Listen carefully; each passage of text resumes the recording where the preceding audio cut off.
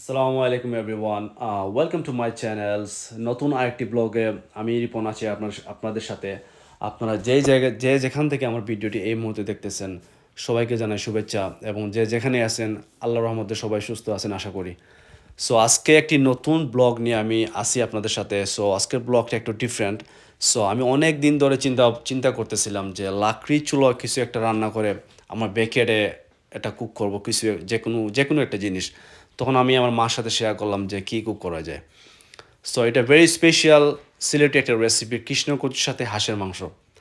সো পুরো ভিডিওটি জুড়ে যদি আমাদের সাথে থাকেন তাহলে বুঝতে পারবেন আমরা কীভাবে স্টেপ বাই স্টেপ হাঁসের মাংসর সাথে কৃষ্ণ কচু রান্না করছি।